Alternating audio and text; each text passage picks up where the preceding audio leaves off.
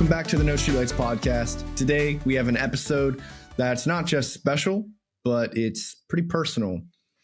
Some of you might know that Aaron and I, we built this podcast to find people who have been their way through the darkness.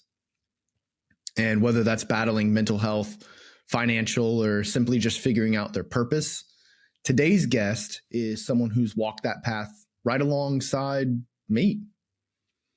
When I first checked into my very first command in the Navy, which was the USS Gerald R. Ford, I was an E2, and the guy that's joining us today, he was an E3. We were both single sailors, expected to live on the ship, and somehow, some way, we became inseparable. Every time I tell the story of how I met this guy, I always make sure to remind everybody that he's a fucking Terminator. The dude's like 6'9", and I'm 5'9". So he's got a whole ass human being on me, okay? See, we worked together. We worked out together. And if you saw one of us, the other wasn't too far away. We pushed each other and we climbed the ranks to E5 at breakneck speed. But more importantly, Pickle, as I like to call him, was there for me during some of my darkest moments. He was there when I had to put down my dog after she had to battle cancer. He was there when I started my descent into darkness and alcoholism. And he made sure that I knew I was never alone, even if I wasn't ready to hear it. Pickle always had big dreams, and for a long time, he talked about going back to becoming a SEAL. But he decided to take life's different paths, and he decided to switch over to the Army. So, years later, Pickle and I have found ourselves back on the same path. We have the same mission, helping people who feel lost, whether it's veterans struggling with transition, people facing financial hardships, or anyone searching for a purpose. Today, Pickle is the founder of Dreams to Goals, an organization dedicated to helping veterans rediscover their identity, build a new mission, and prevent the devastating effects of depression and suicide. And just like back in the day, he's still the guy to make sure people know they're not alone. So let's welcome the man who has given so much to me as a friend, to this country as a veteran, and to the world as an advocate for a better life. I like to call him the gift that keeps on giving, Matthew Pickle. Welcome to the show, brother. What's up, brother? Dude, I'm super excited to be here. This is my very first podcast appearance ever. And Damn. That guy that you were talking about sounds like a stranger to me. You make me sound awesome, and I really appreciate that. I just feel like a dude. I'm just a dude. I mean, you are just a dude, but you're not just a dude. You're my dude, you know? Like that's fair. What's key, Valid. Right? Dude, you were the guy who made me feel like I had a home when I first joined the Navy. Like we were I think we're the same age, right? I think you're actually older than me by a couple months, right? No way. Yeah. August 93? Yeah, September 93. Oh, okay. So I have like maybe, yes, I'm older. Oh, finally, I did something better than Pickle. Fuck, dude. I've been holding you as like the metric line for everything in my life. You know, I'm like, every decision I make, I'm like, what would Pickle do? WWPD. Oh, shit, man. Yeah, no, you really gave me a lot back in those days, man. We had a lot of fun, did a lot of dumb shit, did a lot of good shit. You know, I was thinking about this today on actually last week and then again today because I was thinking about being here. Tons of the experience that I have and the choices that I made in the Army was like based on what happened to me in the Navy. Yeah. And I always want to, something will happen and I always want to talk about it. And I'll be like, okay, so this one time, and then everybody will be like, in the Navy? I was like, yeah, in the Navy. And they were like, with Bruno? And I was like, yeah.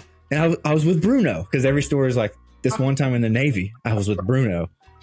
And then one time this dude cut me off and he was just like, every time I see like a picture of an aircraft carrier going, everybody else is probably like, I wonder how many people fit on that. And I'm just like, Pickle and whoever the fuck Bruno is are the only two dudes in the Navy. And that's them. They're piloting the whole thing. Bruno's driving, Pickle drives off in a jet. They save the world. Like whatever. That's the whole thing. Dude, hell yeah. That's what I'm talking about. They knew what was up, man. The Navy is actually just me and you. Dude, it's so crazy to hear somebody call me Bruno because the last time I heard that name was, you remember Newton, right? Yeah, of course. Newton. We had her on the show probably like 30 some episodes ago now, where she kind of told us her story about getting out, going to civilian life, and, you know, trying to wind down from what the Navy had done to her. Right. And she had kept calling me Bruno during the recording. And I was like, oh my God. It's pretty much the moment I made it to Italy and realized that everybody was called Bruno over here. That name went the fuck out the window, dude. Everybody calls me Bruni. I had a couple people try the Cardi B thing. It never really clicked. Everybody hated it. Now I just tell people to call me Tim. I'm just like, what? This is the most civilian I've ever been in my entire life. So I just, well, you know, during my military times, but I just tell people to call me Tim these days, man. Oh, I don't know if I can try, but I'm going to mess it up. You can call me Bruno, dude. It doesn't matter. I know who you're talking to. The audience will pick up on it eventually. That's all that matters. Who's this Bruno guy? There's a third guy on the show named Bruno, and I haven't heard him talk yet. So we got Aaron, we got Tim, and we got Bruno. Bruno must be behind the scenes, man. God, he sounds like a handsome fellow, though. He is a handsome fellow. Dude, it's so crazy, though, because it's been... You and I haven't been able to sit down and actually have a real conversation in what, like 7 years at this point? Maybe that's too far out. Maybe 6, right? Because you left the Navy to go Army in 2019, right? Right. But no, man, like we haven't had a chance to talk since 2019. So yeah, it's been over 5 years. And like we've kept in touch. Like I follow you on social media. You follow my OnlyFans. That's the only thing that really matters. So I send you good tips too. Yeah. You send me a lot of good tips, man. I can't believe you loved those swim shorts that I bought the other day. So supportive. Dude, it's the lack of that I'm interested in. At least you're upfront about it, man. Some people just try and be nice about it. They're like, yeah, man, really nice shorts. Really nice shorts. But yeah, man, it's been so long since we've had the chance to actually sit down and have a conversation. And I want to briefly touch on some stuff that you've managed to accomplish since you and I could talk, and we'll get the audience caught up to speed, right? They know from my intro that you joined the Navy. We joined around the same time. I think you had maybe a month in longer than me because you had graduated A school like a month before I did. And I remember your tall, goofy ass at A school too. You just didn't remember me. I just remember somebody yelling, Pickle. And I just see you turn around. What? I was so mad to be there because that was after I failed prep. So I think I passed prep, but you know, dude, I was salty being there. It's so crazy, like thinking back on it to you in A school, because like I only saw you that one time, but I was like, Jesus, like this is what they make MAs out of? What is this thing? The next time I saw you, you were charging me down in the barracks. Hey, you work out? I was thinking about that when you tell your story too. What? Yeah. So just so the audience understands, every time I tell the story about meeting Pickle, I think I said this already, but I always describe him as like this, 6'30" Terminator just stomping through the barracks room, like me getting ready to defend myself because I ain't met nobody in the Navy yet. This is my first time getting in a ship's barracks. And I heard the stories. I was like, oh no, this guy's about to murder me. Like I'm gonna die. Comes over, has the biggest wad of dip in his mouth ever. And I was like, he comes up, hey. And I'm like, hey, like already in my defensive stance, hands up, ready to fight. I'm already there, man. And he just right on the deck, no spittoon, nothing. Just I was like, oh, gee, who's cleaning that up, man? That's the size of a newborn. And he just goes, you work out? I was like, yeah. He was like, cool. We're going to the gym. Come with? Yeah. All right. A whole nother baby came out. I was like, holy shit. And ever since then, man, we became best friends. And then, you transitioned from Navy to Army. And what was your time in the Army like, man? Can you kind of give me and the audience a little bit of a rundown of what that was like? Absolutely polar opposite of my Navy experience. I thought there would be like some kind of transition there. There's actually so much lack of, other than like the position of attention. That was like the whole extent of what's similar. Like even like so in the Army, whenever you speak to an NCO, like what do you do if you're trying to talk to somebody and they're arguing back with you as a sailor? You're like, stand at parade rest. So then they be quiet, you know. In the Army, whenever you speak to an NCO, you always do it from the position of, they call it at ease, but it's just a slightly more lax version of parade rest. So that's different. Like the whole thing is different. They will absolutely like rip you apart. Hazing is still a thing. The Army itself is so big that it's actually like cultures within the Army. Like in the Navy, it's just like the Navy's the Navy and everybody's kind of the Navy. But when you watch other people walk around, you can be like, yeah, that dude's from the 82nd. That dude's from Big Red 1. That guy's from the 101st. Like you can tell like where they grew up at in the Army. Huh. It's so vastly different. Interesting. Yeah. No, the culture in the Navy is like there's some rates you can see them and you'll be like, yeah, that guy's a nuke. You can tell because he hasn't seen the sun that's in 5 months. But like, and then, you know, because like there's a lot of bleed over in the Navy, you know, it's like you have the Seabees who do a lot of security based stuff. So like they have a similar posture to MAs. MAs do a lot of like nerdy shit. So they have the same posture as like, you know, the guys that don't exactly look like they work security or police officers. Like basically what I'm trying to say is like, you know, there's like micro cultures that exist in the Navy, but it's not nearly as pronounced as something like that. You know, like if I saw a SEAL, I would know they were a SEAL, but that's about it, man. Like in the Navy, everybody else kind of just bleeds unless you got the badge on your chest to show that you're an MA. Like it's kind of difficult. Yeah. You can even tell like whenever somebody comes from somewhere else, like whenever they come over and they start talking, like the first time you're seeing them, they're like at E7, which by the way, everybody in the Army does the same jobs as the Navy, but a rank later. So like I was a watch commander a little early as an E5, but generally it's an E6 spot. And the equivalent would be the platoon sergeant in the Army, but you don't even get looked at for that until you're E7, unless you're just holding it down as an E6 till E7 shows up. So everything's like a rank later. But other than that, like when our leader comes from like a different unit and they start talking and like, hey, we're going to do it like this and this, show up, do this and this, then you can see, like, you can already tell where they came from even before you see like their patch, if they have a deployment patch from where they came from. And you can kind of tell that that's just where they grew up and the way they do things. Interesting. So your transition from Navy to Army, I know your goal was to go be a Navy SEAL, but you ended up making a different path with the Army. So what did you end up doing in the Army? So I joined the Army with a Special Forces contract, which joining the Army, I learned that Special Forces is a specific unit. It's just their slang term for it is Green Berets. They're the same thing. And so I went to Special Forces Assessment Selection, and I didn't make it. I actually got what's called psyched out, so I didn't make it through their psychological processing. But I got expelled a little late because I went during COVID, so like the civilians that worked there weren't there. So I got to do a little bit of land nav, and then I got booted out. And then from there, they had a easy outlet into Ranger, being specifically like Ranger Battalion, which is referred to as 75th Regiment or 75th Ranger Battalion, whatever you want to call it. And so I was like, oh, so let me do that. Like that seems better anyway, because whenever I learned the difference in the missions anyway, the Special Forces dudes, they like go over, they win hearts and minds, they speak the language, they recruit the people, and then they like join them in overthrowing their own government. Sounds really cool. Yeah. But also it's like a lot of what I actually didn't want to do. And then they're like, hey, yeah, you just go over here, hold a rifle, suck dick, and kick doors. That sounds awesome. Like, let's do that part. And then that sounds great. Yeah. Let's get there.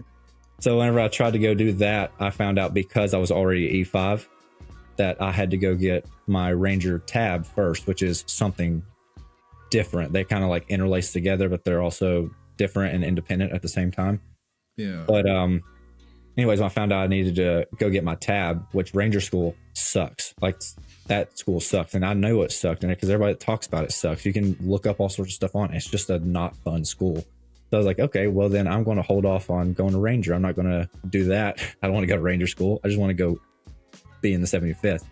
But then after a while, finally, I was like, you know what? I'm going to go do the 75th thing. So now I got to go get my tab. So then I dropped my packet, went to Ranger School, got my tab. It wasn't quite that simple, obviously, but No. I came back with my tab nonetheless. And then and while I was there too, actually, a lot of dudes really, really liked me, and they had set me up on the other side, people waiting to pull me over into what's called SNOT. It's like a sniper group or a sniper platoon. Oh my God. And so after I went to RASP, they were going to pull me over to SNOT. But while I was in the middle of submitting my packet, is whenever I had my injury with the airborne operation. Fuck, dude. So you just reminded me of a triggering memory. Well, I wouldn't call it triggering, but you just reminded me of a fucking. Do you remember whenever I think it was Belcourt or Elliot or whoever was like going around telling us that there was a position open as like a sniper, and they were looking to find people to volunteer to get. Yeah, that was old Tully. Yeah, good old Tully over there. Fucking that goober. Yeah, dude. Oh, what a man. big goober though. Yeah, such a thick goober. Such a good dude though. I love Belcourt, dude. Yeah, man, he's a good man. He's a good dude. But yeah, no. So you went from your plan was to go Green Beret. You ended up not going that pathway. You went to the 75th doing airborne, right? Just to understand. Well, I never made it to the 75th. So, and to be frank, I didn't like not go Green Beret. I failed. Like I didn't make their standard for whatever they're looking for. They're looking for a specific type of dude, and I just wasn't that dude. And then, so then the plan was to go to 75th from the 82nd, but the regulations change here and there. So I just happened to be in a time where they weren't taking any NCOs unless they had a Ranger tab. So I went and got my Ranger tab first. And then while I was putting my packet in so I could go attend RASP, because I couldn't even go to RASP unless I had a tab, that's whenever I got hurt. Okay.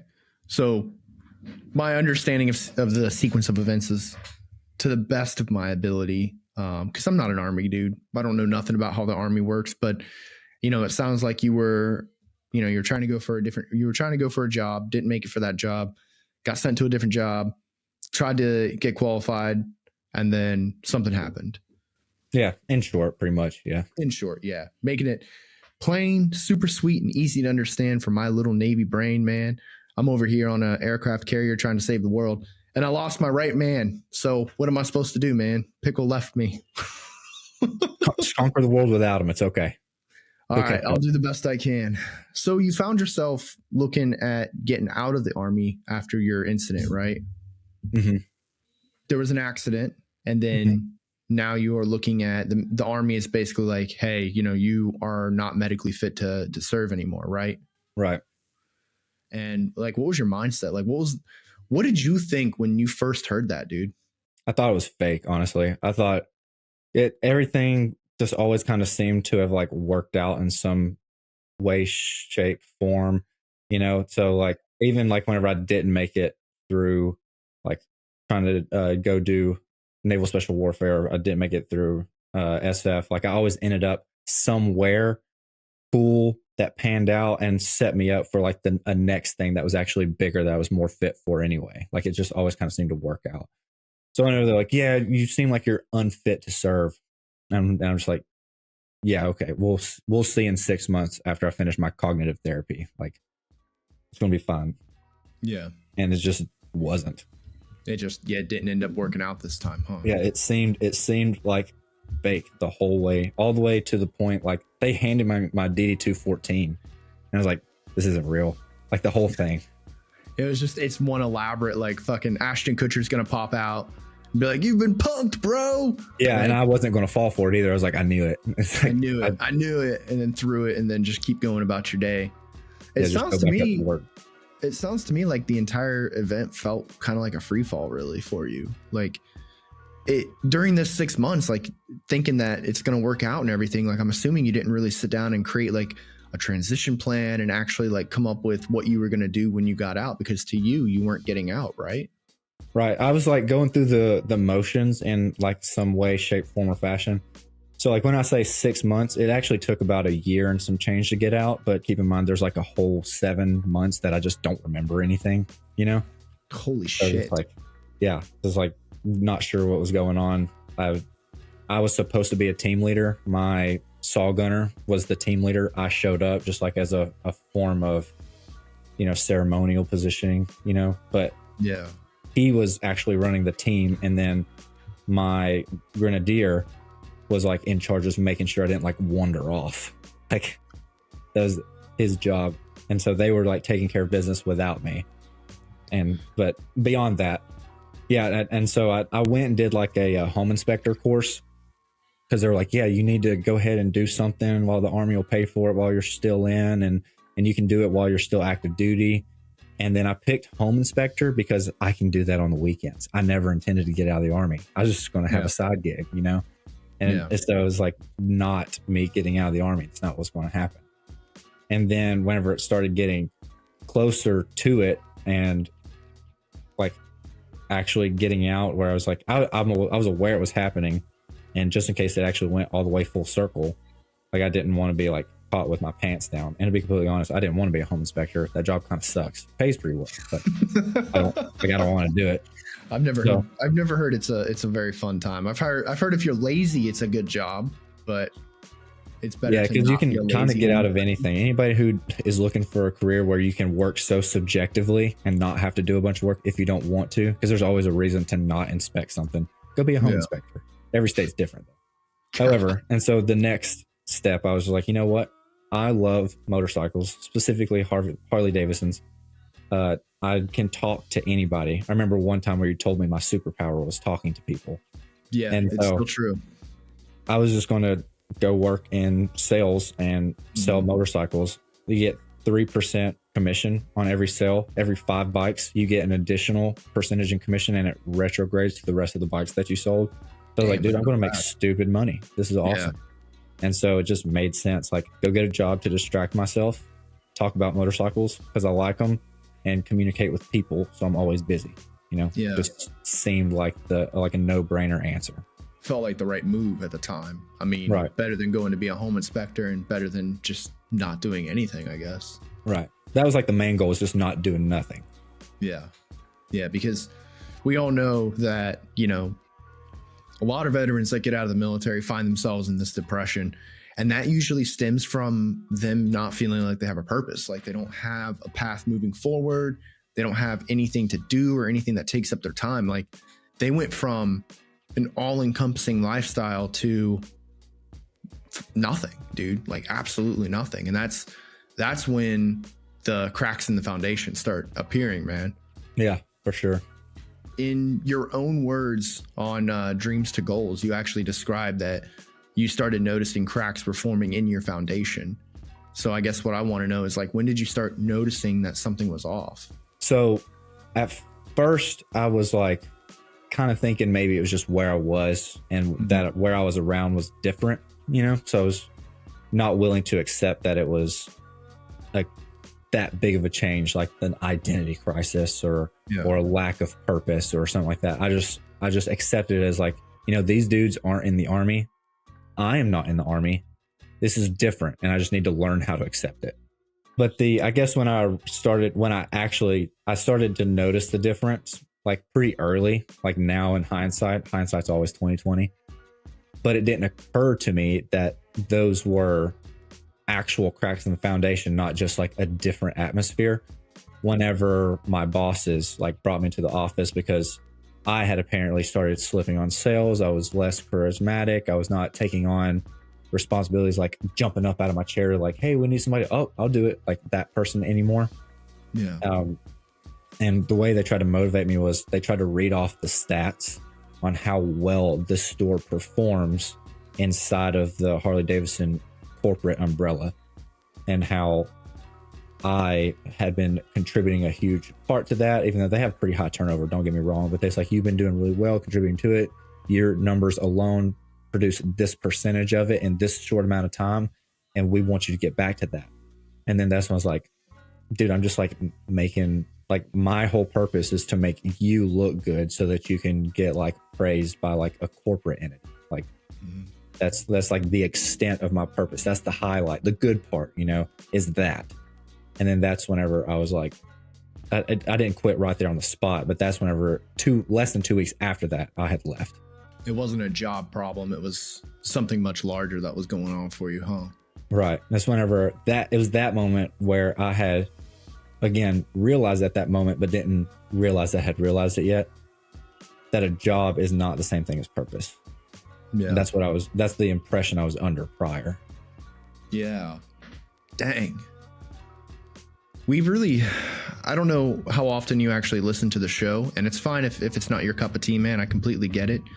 But we did recently talk about finding one's purpose with our guest Ryan Higginson a couple episodes back. I'm not 100% sure where this episode is going to fall in our release schedule. I'm assuming this is going to be after Valentine's Day, but one big thing that he talked about was how important it is to discover your purpose in life. And he did mention that one of the big purposes that we all share is adding to the overall collective conscious of the universe, which that's great and everything, right? It's a very nebulous concept though. You know, are you adding positive vibes or are you stagnating and adding negativity out there in the world? But being a good person, which you are, doesn't just give you purpose. You know, you have to put yourself in a position to where you actually feel like you're accomplishing something. How long did it take for you to actually find what you believe to be your purpose, or at least give you the motivation to keep pushing for it? So the time that it took me was kind of like, I think it's still evolving. Like, I don't think that this is my big purpose. I think this is a very important step to my big purpose. Like, I think that if you're looking for a purpose and you're viewing the purpose as a destination, then you're missing the whole point. I think your purpose is to grow and to continue to expand, to help as many people as possible along your journey, even if that means gaining a following so that your reach can be spread out further and further. Like, I don't think that the purpose is a destination. I think the purpose is a verb, and you continue to follow on and build on that verb. I love the way you put that. And I think that feeds into what my next question was going to be. And that's talking about how people, veterans, and, you know, just the regular society out there, people can feel directionless. But, you know, what were the first steps you took in order to start building this direction and this path for you? I guess the first step it was for me, which is going to be a little different for everybody. The first step it was for me was just to get unfucked, honestly. Like, I just in this didn't know where I was, like, mentally, how I got here. Like, everything was in shambles. My finances were in shambles, and that was just had to, like, find something to keep me grounded to reality, and then find something to win at that matters, you know? So, like, the whole make your bed every morning thing, like, that's not good enough for me. Like, that's not a win to me. Yeah. I needed a real win, and I needed a win that I could, like, feel good about.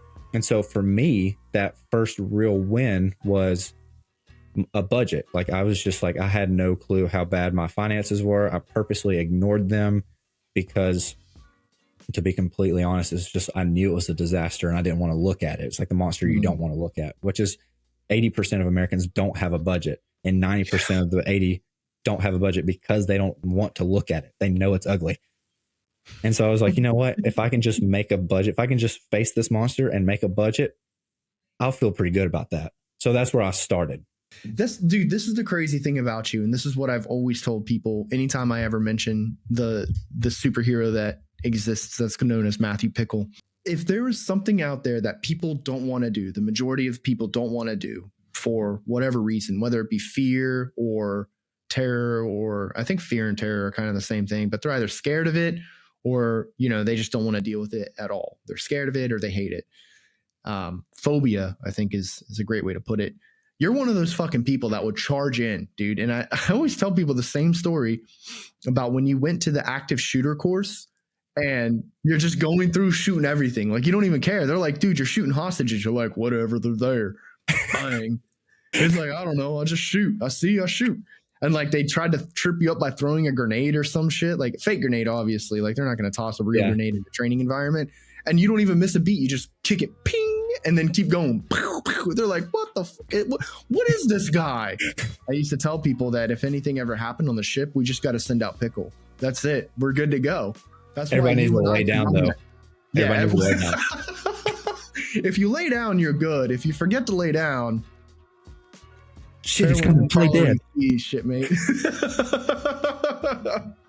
But damn, dude, like you charged headfirst into one of the worst things for people to have to deal with, a budget, and that's what your first step was. Come on, man, that's fucking nuts. At the moment, it seemed logical because what else did I have to fix? True. Like I wasn't motivated enough to go to the gym. I wasn't motivated enough to go cook my own food healthy enough.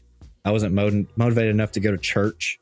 I didn't have the money to do any of those things or the money to give to charity. And I wasn't going to get up and go like volunteer at a, what's the thing that people volunteer at? A food drive or something. Yeah. Soup drive, something like that. Kitchens. I wasn't going to do any of that. So like, what could I do? Dude, you saying you didn't have motivation to go to the gym or go to church, that says volumes to me because I know you personally, but like you're a gym rat and you're a warrior of the Lord. Like these are two things that are definite aspects of Matthew Pickle as I knew him. Hearing you say that, man, holy crap, the spot you must have been in mentally is tough. It was easily the scariest I've ever been in my life. Yeah, sitting down and working on your budget. That's the first step, man. That made sense. I completely get it too. And how, I don't want to jump too far ahead here. But I guess, how did the concept of dreams to goals get born out of this? Well, whenever I had finally, like one day, it happened the same way that it happened whenever I realized that, like, holy crap, I've got a whole plan to commit suicide. And I didn't realize it until I had like the whole plan. Right. And then one day I was just like, I feel pretty good. Like, this is great. I don't know how I got here, but I like this. This is nice. Like I can breathe. It almost felt like. Mm-hmm. And so then, I don't know. I was kind of continuing on my path and reading the books that I'd reading. And in one of the books, in a lot of the books, they all have pretty similar messages, but it was like always have a mission, help as many people as possible, don't feel bad about it. And I was like, I could totally help people. What can I help people with? And I was just trying to figure out how I could help people. And then I was like, that thing that I was going through, that sucked pretty bad. And I probably had it pretty easy compared to a lot of other people, because a lot of other people served longer, did more, like saw worse, did worse. So, and I had like a diet version of it and it brought me to my knees. So there's people out there that really need help. Yeah. And so I was like, I could be that guy. I could do that. And so then that's whenever the idea was born, but then it kind of evolved into what it is now, because I had no clue how to do it. So, but that's where the idea was born. I don't want to just gloss over this moment that you mentioned earlier too, about having a plan to actually commit suicide. So I do want more information about that. I kind of want to hear, the slow buildup and how you actually realize this. But before we get into it, I do think it's very important for me to put a trigger warning here for obvious reasons. We're going to be discussing suicidal ideations and depression and mental health, but I do think it's very important that we get a understanding of your mindset before you unfucked yourself. So can you kind of just give us a little bit there? Or, I mean, it's up to you how deep you want to get into it. No, we'll go into it. I think it's important that other people, like everybody's different, but in a lot of ways people are similar. So I think it's important if there's somebody out there that had a similar thought process to me, so they know that they're not alone and they don't have to give in, Yeah. And so the way it worked for me was in the very beginning, just to really set the stage and elaborate on how humbling it really was. I had friends that had got out of the military. My best and oldest friend was in the Marine Corps. We were supposed to join the Marine Corps together, but I got disqualified for tattoos. and he got hurt in the Marine Corps, and he also got a medical discharge like years before I got out. Damn. And he was telling me about how hard it is when you get out and difficult and people don't understand. And this was my actual reaction. I was like, dude, quit being a pussy. Just go out there and live your life, because it's just different. It's just another job that's ended. Go get another job. Like that was the extent of my sympathy. Okay. Damn. And that was how I felt about the whole process. Yeah. Okay. And he's one of those people, he made it farther than I did. He did more than me. He gave more than me. He was further invested in it than I was. And then whenever I got out, I was going through that downward spiral, because when I first got out, it seemed fake. And then I had like the job set up, and I was like, this is easy, and just keep doing what I'm doing. And then it was like the plan that I made to keep me from falling is actually what made me fall, right? It's just the ignorance of not understanding the situation. What you think is going to save you is actually what's going to kill you. And whenever I started going through that, that's whenever I was like, I was wrong about this whole thing. And there had been, and he's not the only one, but there have been people that reached out to me for help, and I spit on them. And it was very humbling. And that's one of the parts that hurts me the most, is knowing how bad it hurt. And people asked me for help, and I didn't do anything but make it worse. So, and then, so that probably didn't help on my mindset and how I was thinking about it. But as I was like slowly losing my motivation, whenever I realized that there are people around me who had never served, don't understand. And then there's people who are still in that don't understand how hard it is when you get out. And then there's the people who asked me for help that I don't even want to ask them for help because of how bad I treated them. Like, why would they help me anyway? That's the way I thought about it. Now, again, hindsight, they would have absolutely helped me, but I didn't want to face them because of how badly I treated them when they asked me for help. You were embarrassed. Yeah, I was very embarrassed. I was so ashamed. And, but then as I continued on and I slowly started giving up all the things that I loved, not participating, purposely isolating myself, got to the point where I wasn't even drinking anymore because I didn't want to get out and go buy more alcohol. Like, it was just like that bad.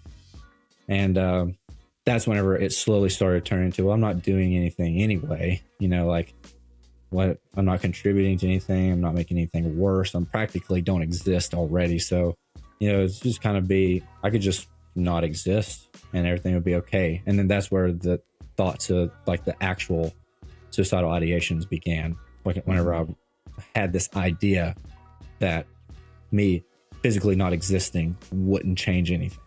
Like, it's just already dead almost. And but then as I had the whole plan put together, except for one crucial piece, which was the where, that's what gave me something to grab onto, because I even knew specifically which handgun I was going to use. And it would have been terrible because I'd bought that from a friend. So it just made it so much worse for everybody else.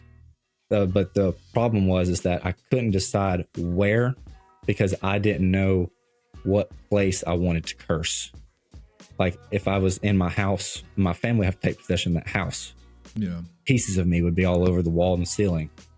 Do I want to be outside? Because there's a woods behind my house. But then every time I step on the porch, they'll have to see it in the woods. Do I want to go somewhere else and do it? If I do it somewhere else, they might not find me, and then they'll have a false sense of hope. But I'm actually gone. That's if they find me. Do I want to be found? Do I want to give them a false sense of hope, or do I just want to rip the Band-Aid off and crush them? I was even planning on not leaving a letter at all, just because I felt that useless. Like, I didn't contribute enough, and I was just like so already gone that nobody was going to read it anyway. And then the whole, well, is my family going to find me? Is my, they're going to clean up the mess? How bad would it hurt if they had to clean up the mess? Then I started clinging back to like, well, I saw how my father acted when he lost my sister. And he didn't say like, oh, my baby girl. He said, my child is gone. And to my mother, I'm my mother's only child, right? And obviously I'm my son's only father. So then that slowly brought me back to reality long enough where the ideations were still there, but I was able to hold on and wait. Because if I was going to do it anyway, I convinced myself that it didn't matter when I did it, I could wait a little. And that gave me just enough wiggle room to get my win, the win that I needed, where I faced my budget. I saw how ugly it was. I figured out this deficit that I was living in. More money was going out than coming in, but I could start doing something about it. And just the fact that I had figured out where my finances were coming and going, I hadn't even yet had a budget yet, was enough of a win to push me to the next win. Dude, man.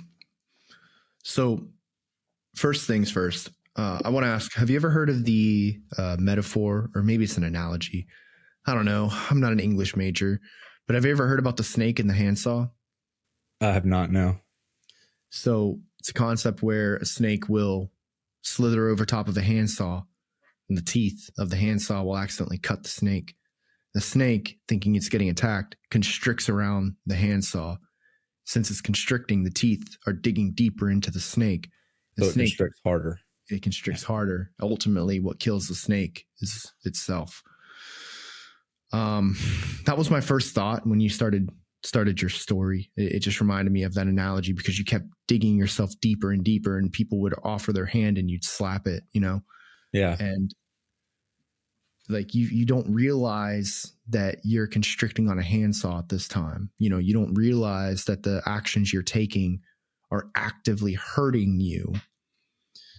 But you have managed to find, you went to a really dark place, man. A lot of people can't understand that thought process, that mindset.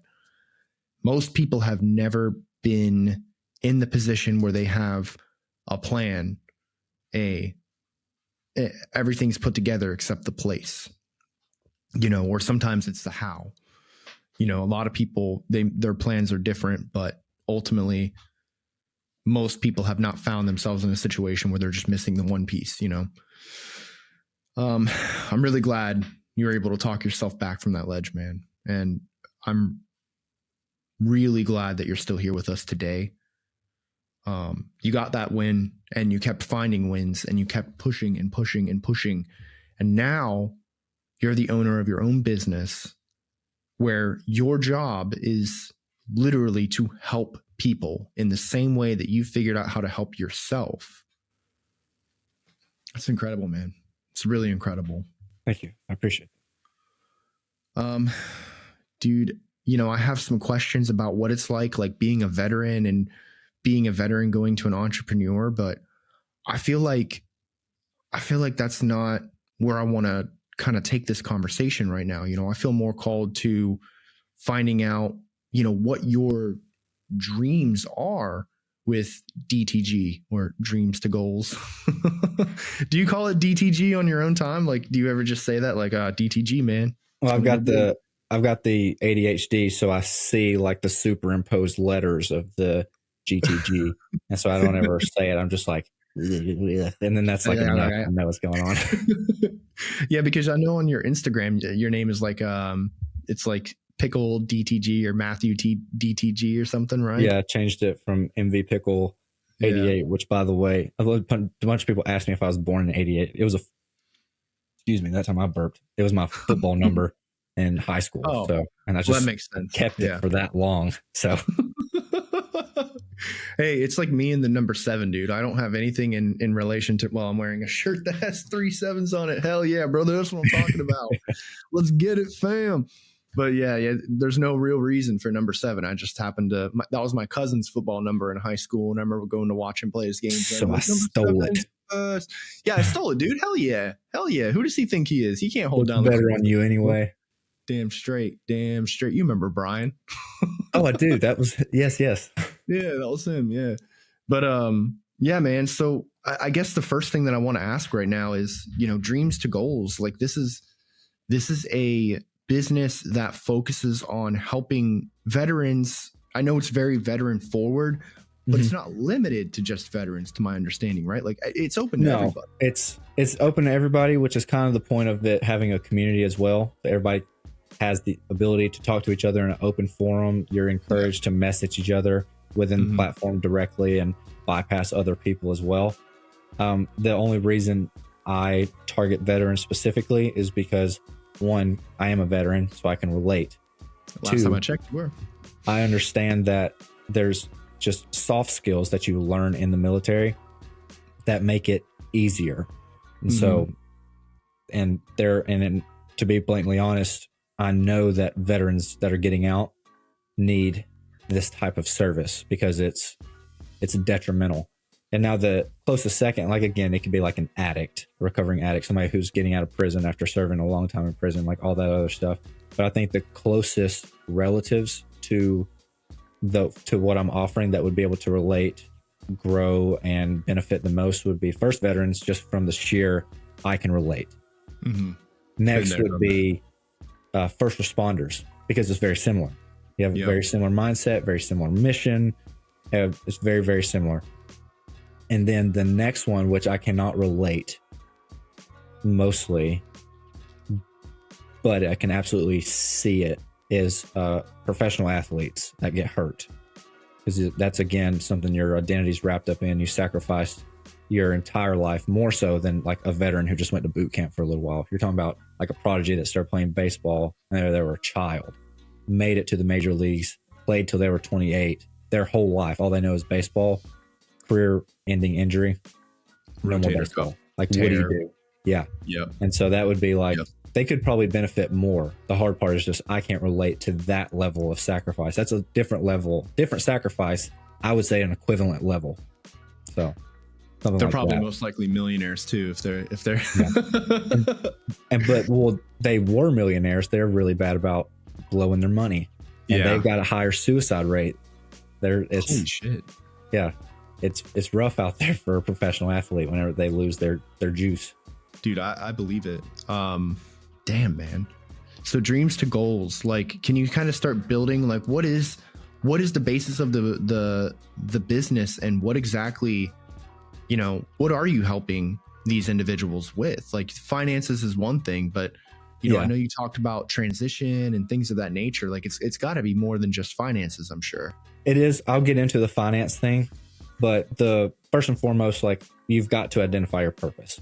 And if you go to the website that I have, there's a little 5-step questionnaire on how to identify your new purpose, or a method, I should say. It's not the only method, but in my opinion, it's the best method. And I can honestly break that down right now. Anybody who's got pen and paper wants to listen, just make a list of the things you like to do in your spare time, the things that not only would make you money, but the things that you would spend money to do, like you like doing that stuff. And then make a list of a group or a demographic or an audience, or however you want to spin it, that matter to you. So like an example for me is I like to work out, I like to teach, I like to ride motorcycles. And groups that I care about are the youth in general.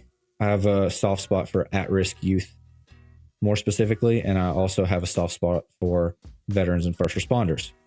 So all you do is take the list and start writing sentences on how you could pin those up together. Before I even had Dreams to Goals as a real thing, I came up with that on the spot with a dude at the gym who didn't have his GED, found his way into a handful of cash because he did a fix and flip and had a pretty big score. But he's like, I'll do it again, but that's not what I want to do. Like I would prefer to do something that's cool, and flipping houses makes you money, but it's not cool, And so I was like, yeah, dude, just find what you like to do and find the people you like and merge them together. And then right there on the spot, he was like, oh, I love water sports. And I had a really tough time when I was a kid. So I really like the at-risk youth. You think that I could make like a foundation for at-risk youth to come out to a lake and do water sports? And I was like, dude, that sounds like the coolest thing ever, dude. Yes. He's like, I'm going to do it.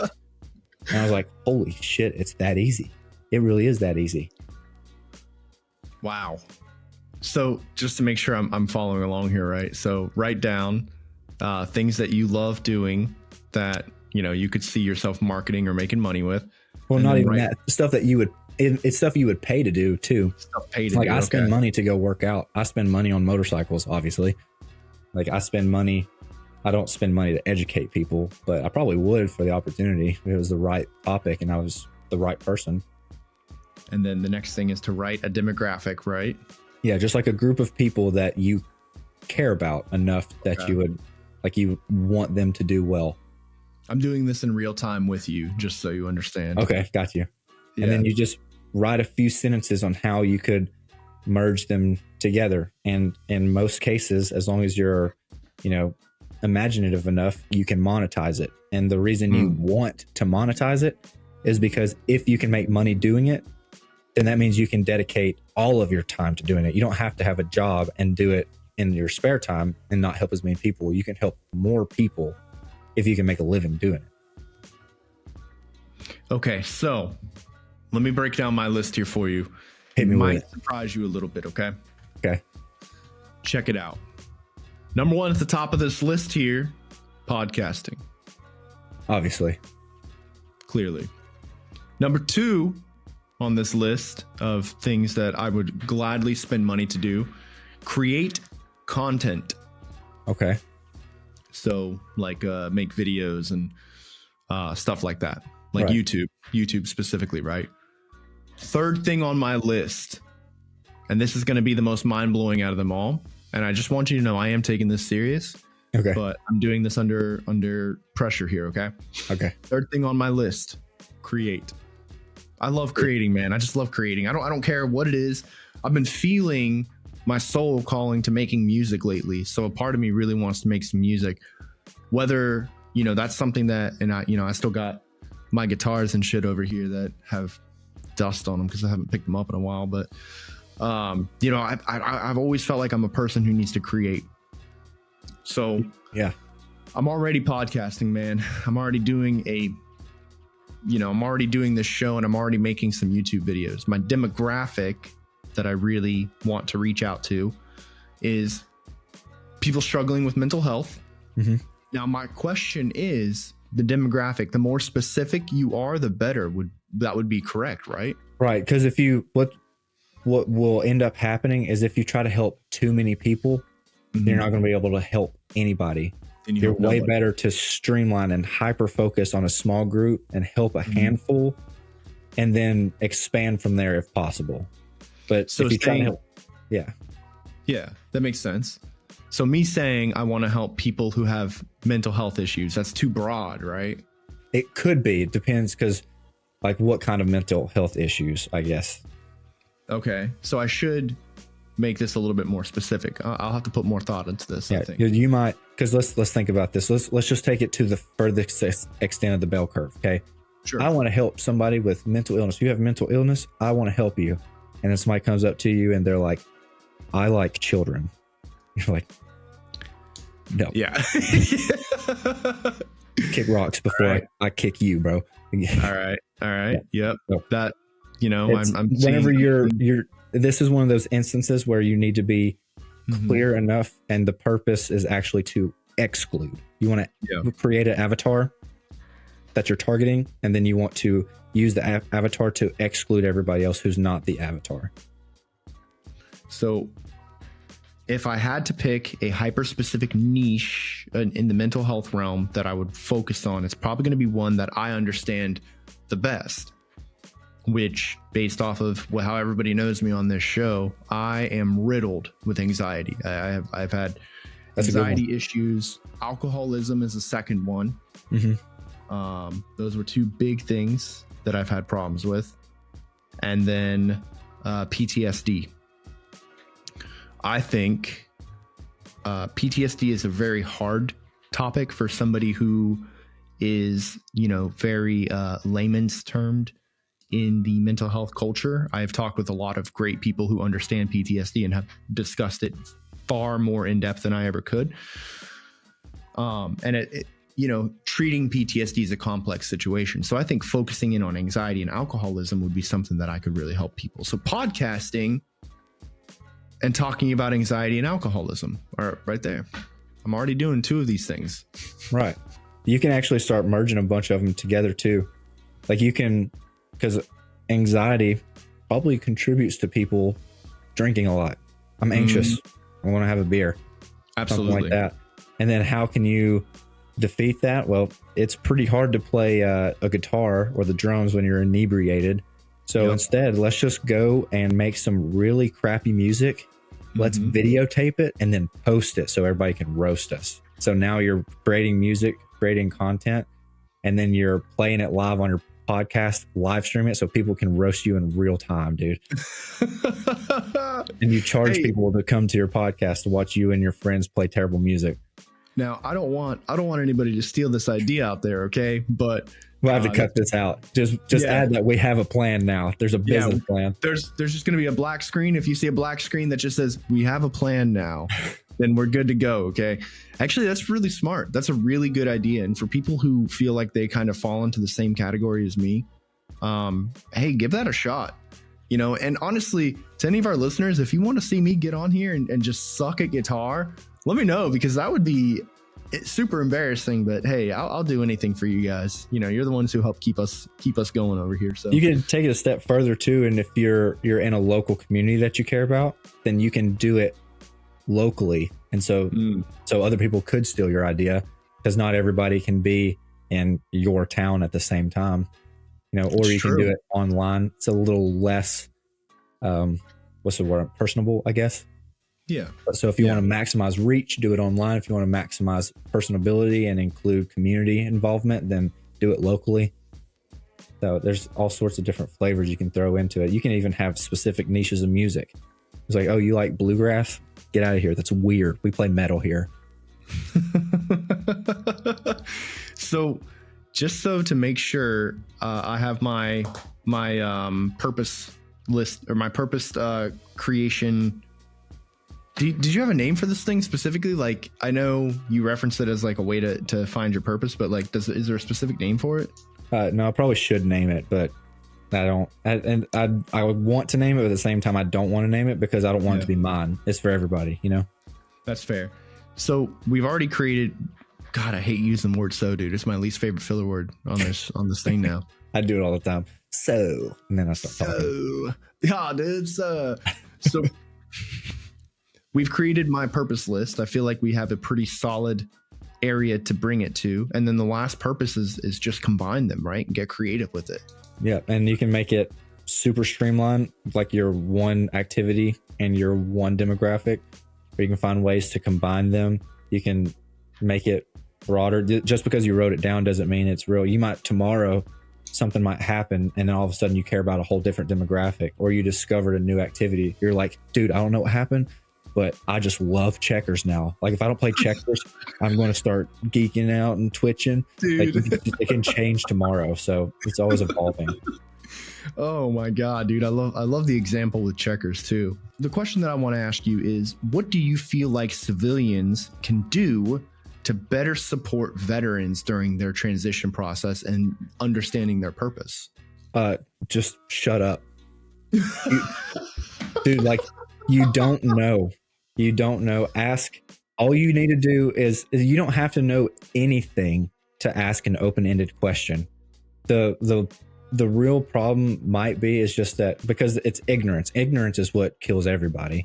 It's what you don't know. It's just like how we did tons and tons and tons of medical training in the Navy. I did tons and tons of trauma training in the Army. And they always say the same thing. It's the injury you don't find that kills them. So you got to find out everything. And you don't know what they're talking about. You can't relate, but you can just stop trying to give your opinion that is not helpful at all, and just keep asking open-ended questions. I had to write that down. The injury you don't find will kill you. Yeah, and that's like mental too. The injury you don't find will kill them. Yeah, that's good, dude. That's real good. No, I completely agree. I do think it's so difficult. And that was one huge thing whenever I got married, explaining why I am the way that I am. especially how my job schedule works and what exactly it means. Why do I answer the phone at 11 o'clock at night if my senior chief is calling me? Like it's 11 o'clock. It's outside of working hours. Like, yes, I'm a sailor no. 24/7. Okay. Yeah. Right. It's like, yes, but no, because he could be calling and being like, get your ass here right now. We're going to war. You're about to X, Y, and Z. It could be anything as simple as like, you need to take this post because somebody fucked up, or, you fucked up and now you're going to take this post. Yeah. So now you're going to take this post. Yeah. Using post as punishment. That's gone away, man. The Navy's really gotten rid of that. But oh, dude, that's not. I made somebody go get rocks. I don't like that rock. My favorite rocks are way over there. That street, 3 streets over, quarter mile away. And if I don't have this rock in 20 minutes, I'm going to be so depressed. I'm going to flip my lid. I want a rock. Go get me a rock. And they go get a rock, and you look at it and you're like, this rock sucks. And you throw it. You're like, go get another rock. And they come back like, actually, I want a stick now. Go get a stick. Bro, it'd be so much worse if you were like, I don't like this rock, and then you throw it and then go get me another one, and they come back with a different rock and you're like, you know what? I like that other rock. Go fucking find that one. Oh, dude, why didn't I think of that? That's hilarious. That's fucked up, bro. Holy shit. You should have joined the army, dude. That was hilarious. I'm a real John. I mean, Joe. Who's John? Who's John? My name's John. Shut up. I'm not going to call you John. So what's your last name, darling? All right, John, this is what we need you to do here. Oh, I love that story, dude. That story's hilarious. Yeah, that one's a good one. You were the person who told me that joke for the first time ever. Let me ask you something here, Pickle. Everything you're talking about, Dreams to Goal, it sounds beautiful. It sounds like it's an awesome program, and it helps people get themselves on the right path, figuring out their purpose, starting a budget. And I know the finances it's a whole separate beast that we can talk about here shortly, but I really want to let the audience know, like, if you want to get involved, like me as a person outside of your company, if I want to get involved, dude, how do I even get about it? Like, can I volunteer or help spread the message or the good word, or knock on doors and stuff? Yeah, if you want to. I mean, so I have the link is in my bio. And the reason I have the link in my bio is because I'm not very technical savvy yet. I've tried. For some reason, if you type in dreamsgoals.net, it takes you to like a we will be here soon window. But if you do like the / start here, now all of a sudden it works. So that's why I have the link in my bio. But yeah, if you're interested in joining Dreams to Goals and that like they think that that's something you need, then we can absolutely work something out. Like I am a person. I want to help you. I'm trying to make money doing it so I can do it full time and so I can pay to expand, reach more people, But if you have some other sorts of contribution that you think you can give, and there's only like one specific piece of it that you're interested in, like whatever it is, like anybody can shoot me a DM and just be like, hey, I see that your program is pretty expensive, and there's a reason for that too. We can talk about that later, but it's like, it's really expensive. I want to do it. I don't have the money. Like, how can I get in on it? Like, we can always work something out. Like, I'm here to help. I'm not here to take advantage of you, like, while you're in a bad situation. Yeah. Yeah. You're a person you can be reached out to, and you're here to help people. And I really like that about it, man, because I know we've touched on, we keep talking about the financial aspect of it, and we're going to get in there. My big thing, right, is you're running a thing that's trying to help people. I'm running a thing that's trying to help people. Aaron is running a thing that's trying to help people as well, because Aaron's my partner, right? So I have a question for you, Pickle. Okay. Whenever I talk to you about No Streetlights podcast, and I tell you that our tagline is be your own light, and the show is about stepping out of the darkness and into the light, what does that phrase mean to you? I like to collect quotes, and maybe it'll resonate with you, but it resonates with me. And you said, be your own light, right? That's what the quote is, right? And in the form of a question, be your own light. So Henry Ford, listen to him talk is absolutely amazing. And in his books, I listen to him talk, reading what he wrote of what I should have said. He has this quote that I really like. Reading when he talks. Yeah. I've actually never heard him talk. I shouldn't have said that. But anyways, he's got this quote, and it seems similar to me. If you say, be your own light, his quote is, if you think you can, or if you think you can't, you're right. That is a good quote. That is a very good quote. So, and I really like that one. I use it a lot. It's not my most used, but it probably is my second most used. If you think you can or you think you can't, you're right. What is your most used? My most used quote is, if you do what everyone else does, you'll have what everyone else has. The reason being is because it's self-reflective. So like if you can think about it from a pessimistic standpoint and you're like, oh, everybody's poor and struggling with money and depressed and anxious, and I'm just doing the same thing that they're doing, so it's no wonder that I have the same symptoms that they have. But if you're trying to climb to the top, right, you're trying to achieve something that's amazing that most people don't achieve, most people don't even try, you're silly if you try and do it a way that isn't the same way that everybody else achieved it, did it. So like if the method is systematic and they did this and this and this and this and this and then they made it, then why would you not do this and this and this and this and then make it? Why would you just try and jump straight for the top? It's not going to work. Yeah. If you do what everyone else did, then you're going to have what everyone else has. I like that too. That's really good. That's a really good main quote. Is that the quote for Dreams to Goal? I don't know if it's not the main quote, mostly because I like saying it. So. All right. We've promised the audience this about 15 different times throughout this episode. It's time for us to talk a little bit about your practical, no bullshit, veteran transition, financial breakdowns, and talking points. Okay. Yeah. Now, I went through your stuff on your actual website, the free stuff you offer, which is incredibly useful information for people who have no idea where to start on this. And I have broken it down into 3 crucial talking points. However, I am an outside entity looking in. So if you feel like my talking points could be expanded a little bit, dude, I'm more than happy to get there. The first thing I want to get into is the 5 common financial mistakes veterans make and how to avoid them.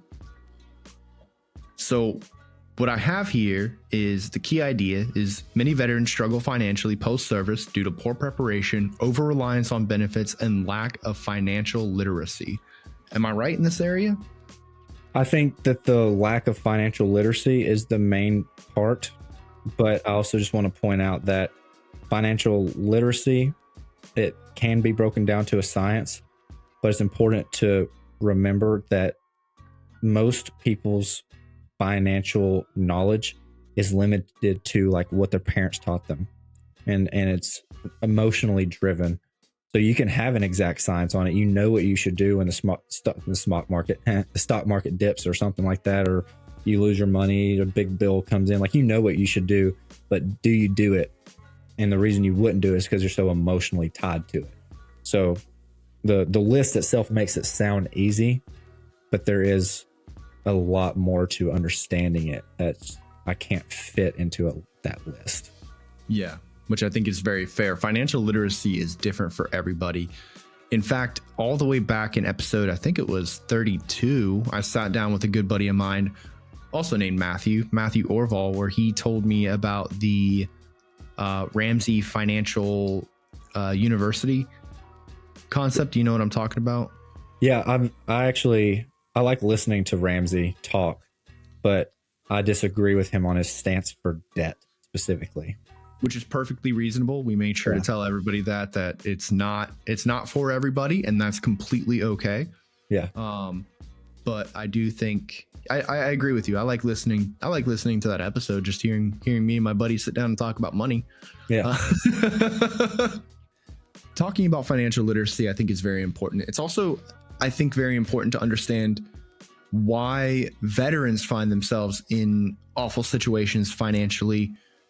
And most of that is because I think veterans rely so heavily on their VA benefits. Like, disability, even if you get 100%, it's probably not going to pay for everything. And, I guess pointing this out, like, have you seen somebody who got their VA disability and their benefits, and it just wasn't what they thought it was, and they started struggling? I mean, I've got like maxed out VA benefits, and we just got a pay raise, but ultimately what it comes down to, like, and I'll just throw my money out there. So, or from the VA at least, I get one paycheck on the first, and it's $4,300 lump sum all at once.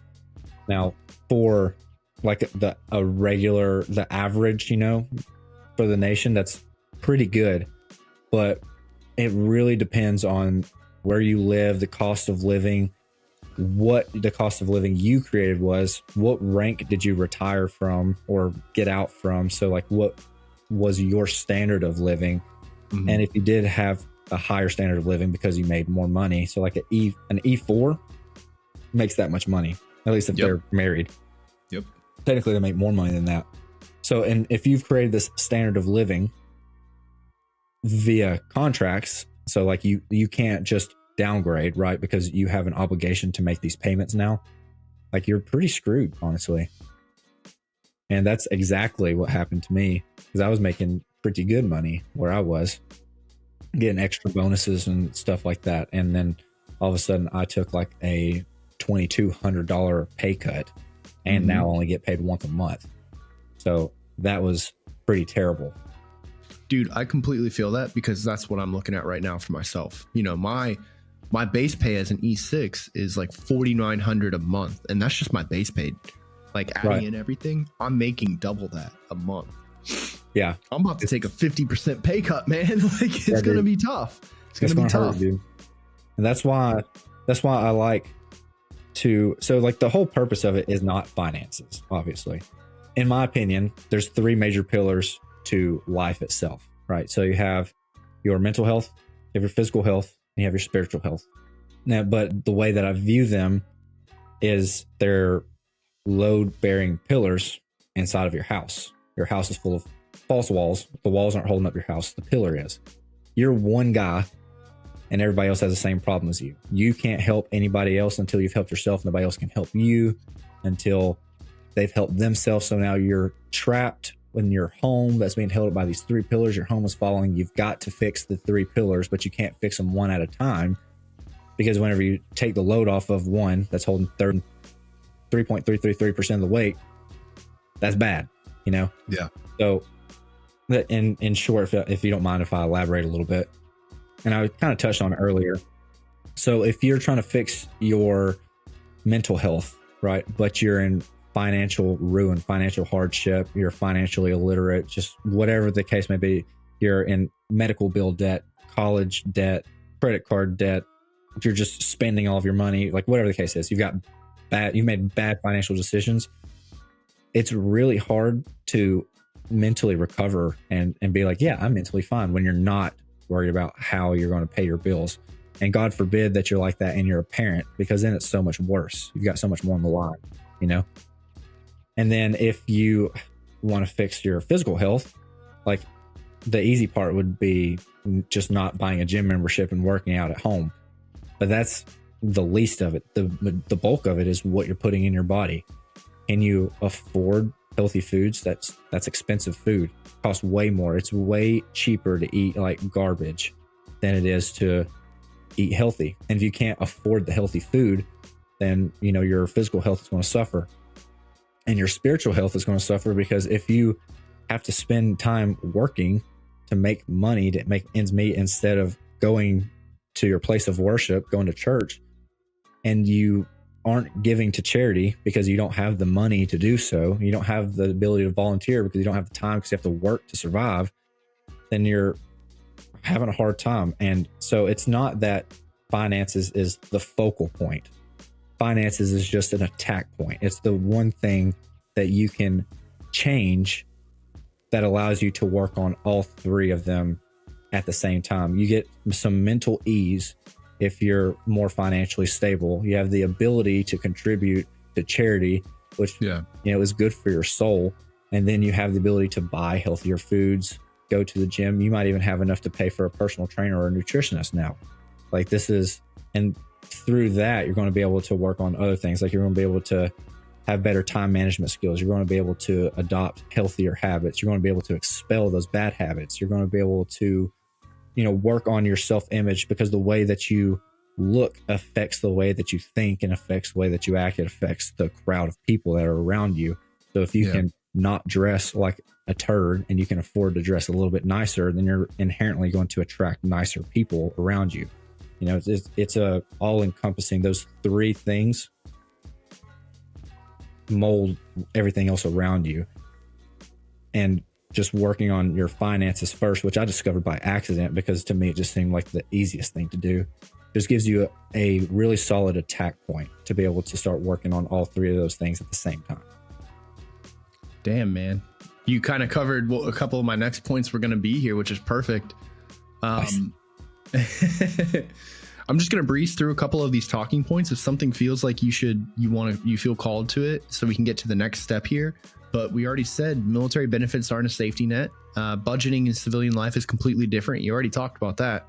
Mm-hmm. Debt is a trap if you're not careful. You know, you can fall into high interest credit cards, payday loans, and car payments that you can't afford, which you elaborate with the I deserve this mindset leads to bad financial choices. No emergency fund equals a disaster. Veterans don't often prepare for unexpected expenses, which is very true. Right. What's a realistic emergency fund for somebody getting out, in your opinion? So the standard is 3 months of whatever your monthly spendage is. So if you realistically survive off $1,000 a month, it's $3,000. If it takes you $10,000 to survive, then you need $30,000. That's like the standard. Dang, now, dude. Here's a way to look at it. Now, first of all, I am not a qualified financial advisor. Okay. However, let me just give you a tactic, if you will. You don't necessarily have to have the cash on hand, but you need to be liquid. Okay.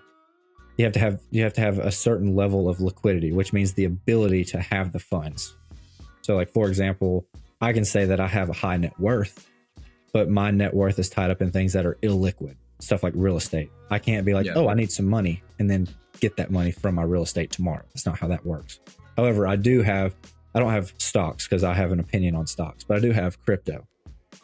If I needed that money, I could sell the crypto right now and then be able to spend that money at least 3 days later. If you've got money in stocks, then it takes 7 days for your stocks to sell. You'll have that money in 7 days. You know, so you don't necessarily have to have the funds in your bank account, because let's be completely honest, especially like me and the way I was, and to an extent still today, if I've got money, I might blow it. so working instead, on the mindset. Yeah. So instead, it's more fun. It's fun to spend money. Let's be honest. There's a dopamine addiction to it. So you should spend your money on assets. And if you need those funds because you need to maintain a level of liquidity, and you can put that money in something like an index or a stock or a crypto where you can pull that liquidity back out and you still get to have the fun part of spending it, like do it that way. Just keeping it straight up here, we're talking about your monthly expenditures times 3 would be a good emergency fund. And your personal opinion, this has nothing to do with financial advice. You are not a fiduciary individual. So, what a funny word. I love that word. I do too. Yeah. Our friend Melissa just recently said that in an episode, and I was like, fiduciary. I like that. But you said, it doesn't have to be necessarily cash on hand, though I'm sure that's probably preferred, but it's liquidity most definitely preferred. But if you just have, but if you have that in liquidity, it's a reasonable backup. That's not necessarily the best option, but it's an option, right? Right. Yeah. It's important to, whenever you're looking at stuff, to not confuse your equity with liquidity. Your equity can be trapped, but if you're liquid, then, you can have more to do more with if circumstances, dictate that you need that money right now. Don't confuse equity for liquidity. I love that. Thank you. All right, man. My next segment here is 5 steps to reclaim your purpose after the military. Now, I do feel like we touched on this, so I want to give these 5 steps pretty briefly. And if there's something here that we didn't cover properly, we'll dive into it. But step 1, recognize when you're stuck. Step 2, reframe your military skills for civilian life. Step 3, shift your mindset. Step 4, create a vision for the future. And step 5, take action and find community. I'm going through the military's transition courses, and one huge thing is this step 2, reframe your military skills for civilian life. Dude, I am having the hardest time saying, like, what have I done in the military that actually has any bearing on the outside world? And like, I sit here and I'm like, I can stand in one place for a long period of time. Well, I used to be able to. Now my fucking back is hurting way too much to do that. My knees and everything. I'm really good at investigations, but Yeah. I don't have a bachelor's degree in criminal psychology or anything like that. So no one's going to hire me to do like investigator or detective work. Right. Like NCIS wants me to have a bachelor's degree, so I can't even do anything there.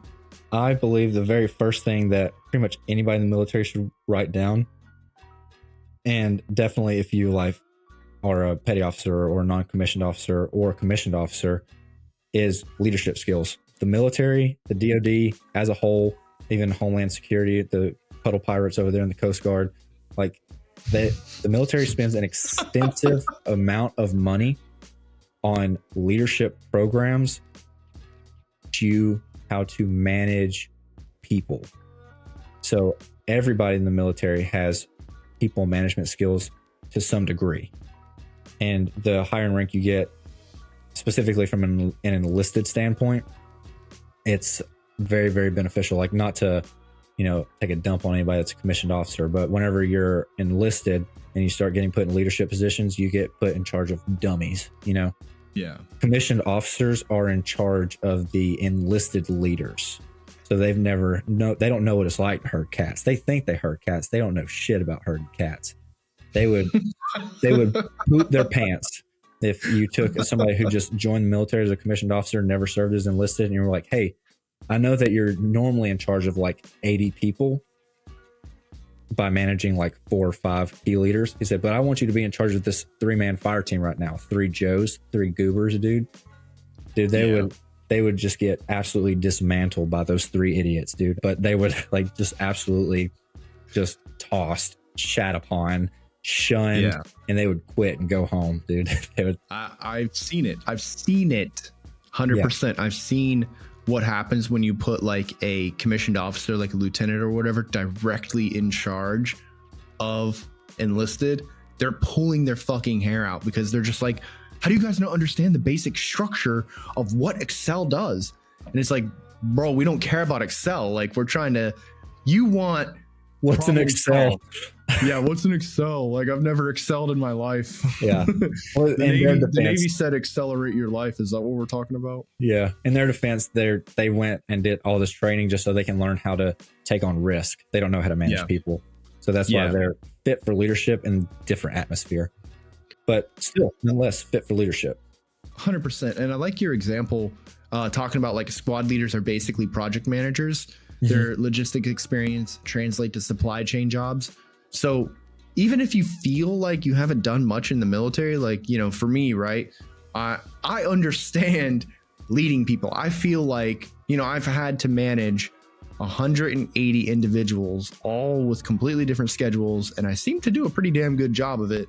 So I'm fairly confident I could be put in an upper management position at some corporation or whatever, and I'd probably be okay. But more than that too, though, because everybody has to have a specific piece of operating equipment. Whenever they don't have the equipment, it has to be stowed somewhere that has been deemed safe and suitable. And there has to be a supply chain of the transfer of possession over that specific equipment, all of which was going separate directions at the same time. You don't understand how much chaos that you're organizing. Yeah, I'm drawing it out right here, and it looks like a sun. Yeah, it looks like a sun. Well, it started off looking like a sun. Now it's looking like something crazy. But no, you're 100% right. Yeah, like the higher up you find yourself controlling and managing people, the more reach your management has. That's pretty incredible, man. Yeah, and it doesn't have to be in a corporate setting like that. That is a useful skill if you start your own business. Like, let's say you want to do the creation thing, right? You understand the means of like, who do I call, set up the appointment. I need to make sure that I'm maintaining the equipment. It's got to go separate directions. Somebody's going to come. They're going to borrow this. I need to make sure that I get that back. I need to make sure that it works when they get it and it works when I get it back. Like, And this is all that you're subconsciously thinking about. Like to a normal person, a normie, a civilian, like whatever you want to call them, like they would like, what? They would crumble, dude. Like fucking tinfoil. That's what in the Army, I never heard it in the Navy, but I did hear it in the Army. It's referred to as an implied task. Your brain going already solving the implied task problems as a veteran or militant in general is just normal cognitive function. That is a really strong piece of my puzzle that I've been putting together for over this past year and a half with this podcast. The implied task that, that's definitely like an unknown skill that you gain during your time in the military. Right. The ability to complete implied tasks. Because a lot of people, and you referred to it as what, like the common sense, right? Yeah, it is to us is common sense, but it's far beyond common sense to anybody else. It's an implied thing, like for a fact X and Y and Z all three go together. If you complete X, you're going to complete Y and you're going to complete Z. But for us, it's more like they gave us straight, like a leader did A, B, handed it off to you at C, and they expect it to be completed all the way to X when it gets handed to another guy, and you're just like A, C, D, E, F, G, H, I as you're doing it. It's like normal. Damn, that's a really cool thing. I'm putting a star next to that so I can reference that later. The last talking point that I have here from your documents is military to civilian transition checklist. Pretty interesting one. This is one that I'm going to be digging into myself. So we have self-reflection, setting goals, which I like how you put here 3 short-term and 3 long-term for post-service life. So it's not just simply like setting goals, which is a nebulous thing to do, but like you're actually giving hard numbers, like do 3 short-term, 3 long-term. Right. And there's actually an art to setting goals. And dude, I could write a whole book on that, which is why it's not in there. So that's in the course, and it's a huge portion in the very beginning. It's like I just talk about goal setting for what seems like an unbearably long time, but there really is an art to setting goals.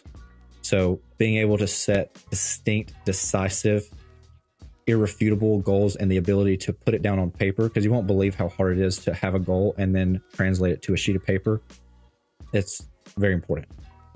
Yeah, I think that's a key and crucial part of this, setting goals. Because if you can't set goals, and you're never going to be able to craft a resume for what it is that you're trying to go through. Or right. Well, everybody can set a goal. The problem is like as soon as they're like, well, explain that, like just a little bit, like can you write down like what that means? Now you realize that your goal is broad. Okay. So my goal is, I've already achieved, I have a goal list over here, but I've already achieved one, which is open up a 501c3. So I've done that. I have a nonprofit organization now officially. Oh, congratulations. That's huge. Thank you. That's what this is. This is No Streetlights Incorporated. This is No Streetlights Podcast, which is a product of No Streetlights Incorporated, a nonprofit organization for the betterment of mental health and the human experience of society. Yeah. Which I feel like that took about a year and a half for us to craft that goal, but buddy. But you learned along the way how many steps you didn't account for as you were doing it. You wrote down, I wanna, and then you realize you didn't have one single step. You're just like, oh, all I did was write a finish line. That's not a goal. Open a business was the fucking finish line, dude.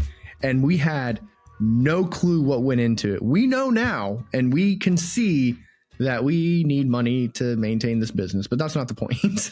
Well, but before you move on, I just want to like that broad of a point, right? So you wanted to open a business. You took extensive steps to opening and filing correct paperwork for tax purposes and identification purposes and protection rights and everything, right?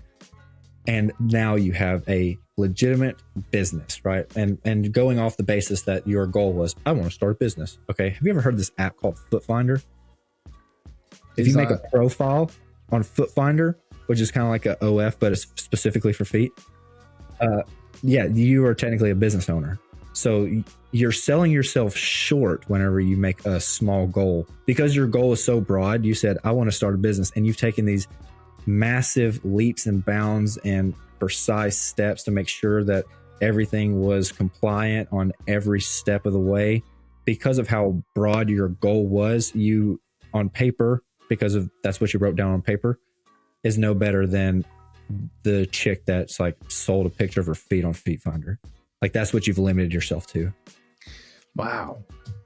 That's a really interesting way of putting it too, because you're 100% right? Like I understood when I wrote down that line that I wanted it to be more expansive than just simply, starting a business, which we initially planned on being an LLC and things of that nature. And it took us a long time to craft the idea of switching from the idea of LLC into actually nonprofit and so on and so forth. But yeah, I mean, you're right. Like if we wanted to just open a business, we could have just simply gone and done the most basic bare bones thing that could be considered a business. And we would have accomplished that goal. Boom, bada bing, bada boom. But that didn't further what our plans were with no streetlights. So yeah, the fire's not there. That kills the fire. Well, let me ask you real quick. If we're taking a look at my broad aspect of my broad goal here of open a business, and now knowing where I am with my finish line, how would you have worded that if you were me in the seat creating that goal initially? Would it be create a nonprofit organization? Like, would that have been a much better goal, or should it have been like something along the lines of like filing the proper paperwork or whatever it could be? Like, it just in your opinion here. So the goal is I'm going to give you like insight into what people pay for, not because it's like, oh, it's a secret. Like, here's you a free cookie. You're like, no, it's just because it's a lot, Just a little sprinkling there. Yeah. Anyways, let's go back to that moment where you had nothing first, right? Yeah. Like this, okay. We're still an idea. And then like for somehow, some way you hired me, and now I'm like coaching you through like your accountability process. And I say, write down a goal and make it specific. And let's just, to save time, your goal came to, I want to have a nonprofit organization. In which I would say, that's not good enough. How much, like, what's the purpose of the nonprofit? Profit, is it to raise awareness, money, or both? And you would respond with, oh, both. Sorry. Both. Okay. So how many people and how much money would suffice as like a reasonable goal for you to reach? That would, not reasonable in the sense of like, oh, I can do it, or reasonable is like, this would like make me just complete right now. But like, what is to you, what a dollar amount and a head count? What is that number? Dollar amount would be something that would make me satisfied with what No Streetlights has accomplished. I would say 20,000 people. Mm-hmm. And financially, I would say, let's go with 500,000. Okay. A month, a year, or all time? That would be all time. All time. Week goal. Make it a month. And then multiply it by 10. Okay. So make it a month and then multiply it by 10. So that would be 200,000 people and $5 million a month. Yes, that's the real goal. That's what you're shooting for. Now the goal is set astronomically high for multiple reasons. A lot of people are afraid to set major goals because they think if they make it unreasonable that they're not going to chase it. But that's not true. What actually is going to happen is that it's going to give you a sense of urgency, and you're going to feel like you need to make these steps fast because you kind of feel like that you don't even have enough life left on earth to be able to accomplish this anyway. So you got to get moving right now. And then let's say that you don't achieve that goal. That's your goal. You don't make it. Let's say you make it 75% of the way, 50% of the way, or only 25% of the way there. If you only made it 25% of the way to that goal, right? What would those numbers look like? So that would be 50,000 people. And shit, math, bro. Approximately a lot, right? Approximately a lot, yeah. Right. Hold on. I'll give you an exact. That's not right. Yeah, approximately a lot. It's over $1 million. Yeah, so that'd be like 1.2. That would be enough to call it a task failed successfully. Hey, task failed successfully. Okay. So it's an aim for the moon, and if you fail, you fall among the stars situation. Well, I mean, more like aim for the stars and fall on the moon or the sun or whatever, Well, something like that. But yeah. You know how the adage goes. It's not correct, but it is how it's said. Right. And then now, since the goal is so astronomically large and you're like, oh my God, how am I going to do this? Like it's almost anxiety inducing. Yeah. Now you feel the need to break it down into reasonable steps, because before your goal was so broad, I could close my eyes, take the gun, shoot at the target. The target's the size of a barn. Of course I'm going to hit it. But now I'm not even standing in my own yard. I'm standing 5 yards over and the target's the size of a dime. Like I gotta zone in, Yeah, of course. And so now then everything you do is deliberate, decisive, planned. And this makes your likelihood of success go up immensely. Damn. You should come work with us over at No Streetlights, man. I already do. I've got a 1099 came in yesterday. That's good. Yeah, we've been sending money to you for years, dude. We don't know what happened. Must have got lost in the mail. I said I did my finances. I didn't say I was any good at it.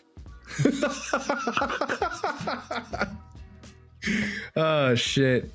Well, all right, Pickle. I do want to say we are getting down to the end of our episode. We've been recording for an hour and 43 minutes. We've had a lot of fun. We've had a lot of laughs. We've had the opportunity to catch up in ways that, it's been years since we've been able to actually like look at each other in the eye and kiss. And I don't know, man. It's just been nice. Like I feel like I know for a fact we've only scratched the surface, especially about this goal setting. And I really want people to understand that this program that you have out, just reach out to Pickle, right? He'll help you out. All of his links are going to be down below in our description. So this way you guys can find his program, his website, and his organization that will be able to help you figure out how to get your life on a certain path that you feel like you want to embrace. If you're looking for growth and you're not sure where to start, Dreams to Goals is a great place to start. Pickle over here, the dude's got a good head on him. He's not just a handsome face. Look at that. Look at that. That tattoo covered Terminator. I still remember his ass from 10 years ago and I ain't going to forget it. That's 100% sure.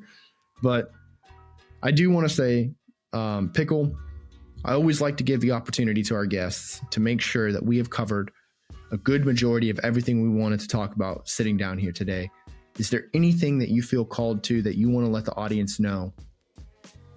Yes, there's somebody out there that you need to hear it from, whether it be yourself, your mother, your significant other, sibling, the universe.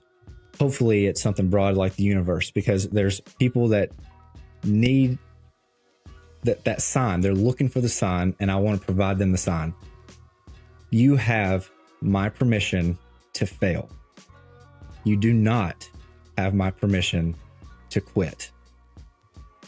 So whatever it is you're doing, whatever it is you want to try, whatever it is you're afraid of, you have my permission to try. You have my permission to fail. You do not have my permission to quit. I love that. Thank you. You have my permission to fail. Do not have my permission to not try or to quit. Oh, you also do not have my permission to not try. Yeah. So no matter what, try. If you fail, great. But if you quit, that's not okay. Right. That's not good. What a beautiful message, man. It's so awesome to be able to sit down here and talk to you, dude. I'm really hoping that we can kind of collaborate a lot more in the future, especially since we want your company to actually get some, traction. I know you have your own audience and everybody who's paying attention to what you're doing over there. But you have always extended your hand to me anytime I ever needed it. And I want to make sure that it's reciprocated. My hand is always open, man. If you ever need to grab it and say, hey, Bruno, Bruno. Get over here.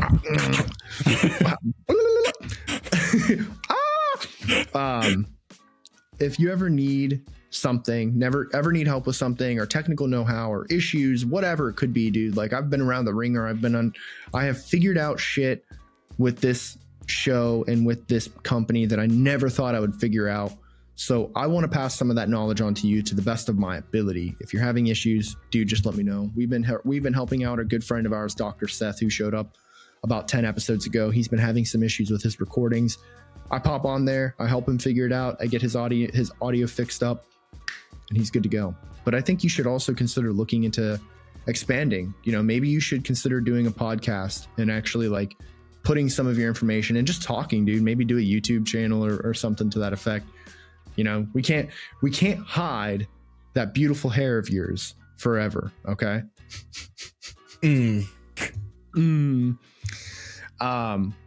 Pickle, thank you so much for joining me, man. Thank you. It's been an absolute pleasure. Thank you for having me on. This was actually something that I had entertained, thought of for a long time. Had no idea where to start. Didn't know if I wanted to commit to it. I needed to know what it felt like. And you invited me at like the perfect time. So it was just perfect. I'm a firm believer the universe puts us on the right path and will always put the things in our path at the moment that we need it. If you're hungry, it's going to give you a fishing pole. If you're thirsty, you'll find yourself a bucket. It may not give you exactly what you wanted, but it's going to give you the tools you needed. And I think that's what's a great analogy. When you're hungry, you don't get a fish, you get a fishing pole. You get a fishing pole. You're thirsty, you don't just get hit in the face with water, you get a cup. It's always opportunity. It's the opportunity. Yes, dude, that is one of the hardest things that I have come to learn, because as much as I would love to just wake up and have $1 million slapped down in my lap and all of my problems just disappear because of that, I know for a fact the only way to make those problems properly disappear is by going through the opportunities that I have presented in front of me and given to me by the universe. Does that mean I have to sit down and put in some extra work? 100%. I have to learn the skills that I don't know, but the opportunity is there for me to use them. Yes, dude. I remember I woke up in the middle of my sleep one time and I was just like, everybody has to give 100%. It's literally not an option. Everybody's got to put in 100%. It's the people that are willing to put in 101% are the ones that crush it. They're the ones that get everything they want. You quite literally do not have an option but to give a 100% effort at every given moment. It's your success is based on the 1%, the 0.5, the 0.2% more you're willing to give. That was the mentality that you told me about whenever we started putting just a little bit of extra time shining our boots. And that's what helped us put on rank so much quicker, man. That was that 101%. That was it. I just want you all to know that our boots were pristine. Oh, they're fucking mirrors, dude. People would come to us and ask us to shine their boots, and we would. And you know why? And we would do it just as good as our own boots. And you know why? Because we helped everybody. We didn't. I just wanted them to know that I was also better than them at the same time. But yes. Oh, Pickle, what a fucking pleasure, dude. I want to make sure I give a huge shout out to our patrons who are keeping the lights on over here. You know, I got these fancy green lights going on behind me and I'm wearing a fancy green shirt. If it wasn't for you guys, No Street Lights would probably be a lot more depressed and a little bit less off than we are currently. So we'll start at the highest tier here. Thank you very much to Eric Spears and Jason Grooms at the $20 tier. And at the $10 tier, the man, the myth, the legend himself, Highland Markle, and of course, our resident long-term fan, Ketria Hausner. You guys are awesome. Thank you so much for believing in us, and we really hope that we continue to deliver the product and the show that you have been paying for.